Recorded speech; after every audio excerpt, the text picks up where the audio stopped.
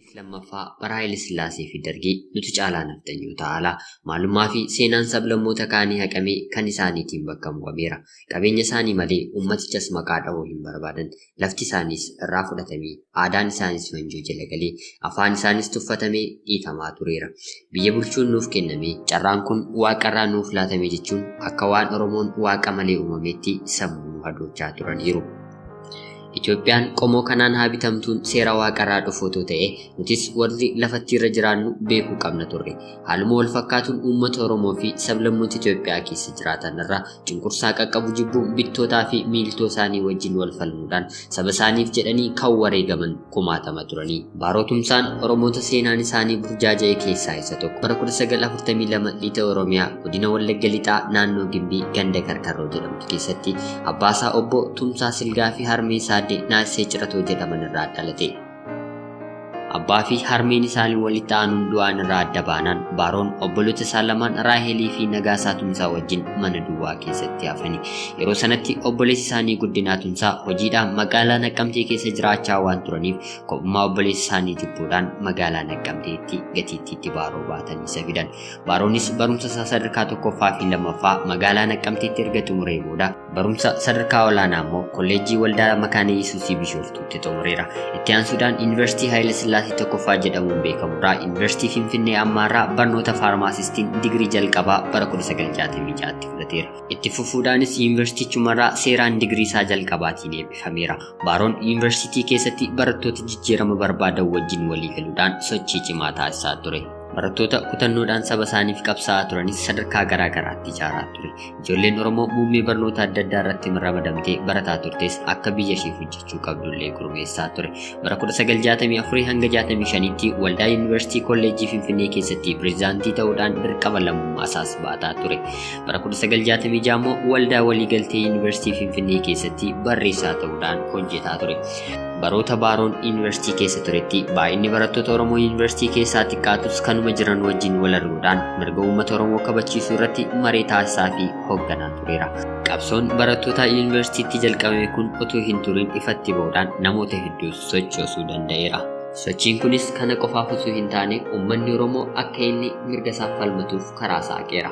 Baaroon itti fufuudhaan namoota paarlaamaa keessa hojjetan wajjin wal arge mari'achuun warra akka Maammoo Mazammir fa'aa wajjin ta'uun waldaa wal gargaarsaa Maccaa fi Tuulamaa keessatti mormii fiyuudaalizimii baadiyyaa keessatti babal'isuun sochii warraaqsaa bara 1966 keessaa ture irratti haala mijeessuun shoora olaanaa taphateera.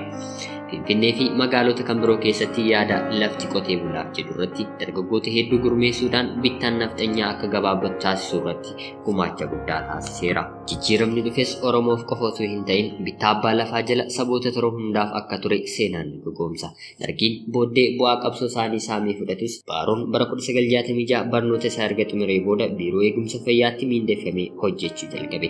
Waajjira kana keessa amma turetti loogii bara dheeraaf gita hojii sana keessa ture qorachuudhaan hiikoo laateera. Haalli Baaroo fi garee hojjettoota kanaa namoonni ittiin tolin Baaroo hojiirraa ariisaniiru. Akka shororkeessituu addaattis fudhatamee lakkaa'ameera. Haa ta'u malee dabni irratti raawwate kun Baaroon qabsoo isaatti akka cimsa taasise malee duubatti isa hin deebisne. Yeroo mara mootummaa bara sanaa Oromoo irratti miidhaa waan geessisuuf walitti dhufanii akka mari'atan waan hin barbaanneef waldaa Maccaa fi Tuulamaa akka cifamu taasisaniiru. Kun kan isa gaddisiise Baaroon uummanni Oromoo bakka marii akka hin dhabneef waldaa dhaaba diddeessaa jedhu uume. Mul'anni Baaroo keessaa finiinaa ture boqonnaa waan isaaf hin laanneef yoo isaan karaa tokko cufan inni ammoo karaa biraan mala dhaha malee sodaachisoon nama jilbeenfatu hin turre.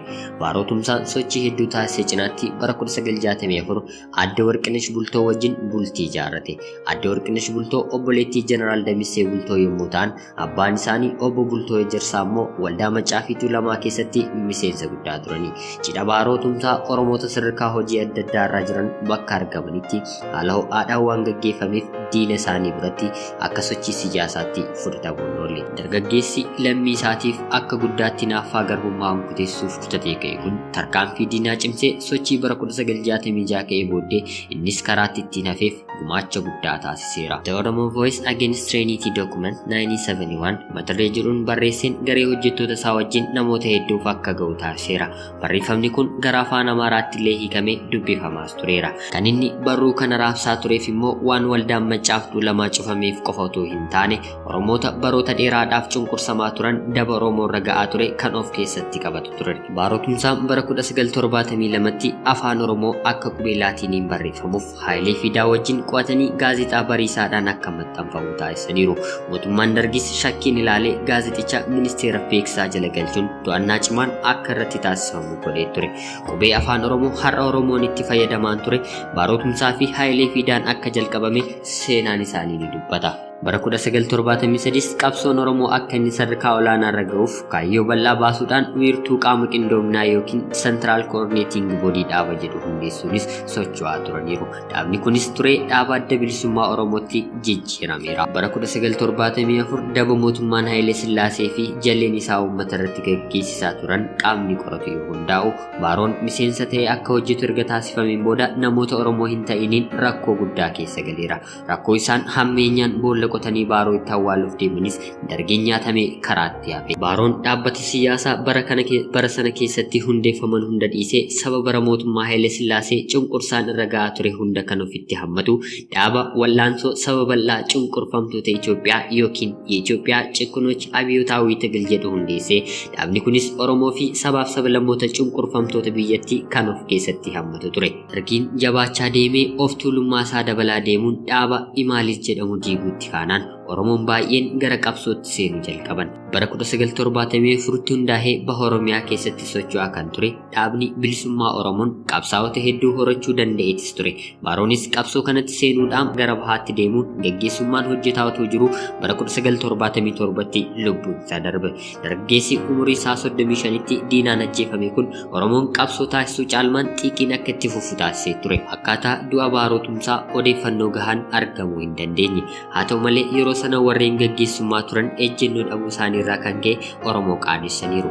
Kaayyoonnii fi kan isa fakkaatan ittiin wareegamaniif xiyyeeffannoo guddaa hin kennineef fakkaata. Har'a sammuu fi dandeettiin uummata Oromoo yeroo kamirrayyuu caalaa guddachaati jira. Dargaggoonni Baarootumsaa bakka bu'an Oromiyaa keessatti biqilanis jiru. Dhiigni Baarootumsaa, Guddinaatumsaa, Magarsaa Barii, Jaagamaa Badhaanii fi kan gootota Oromoo hedduu bilisummaa fi dagaagina Oromiyaa xaa'oo guddaa ta'anii darbaniiru.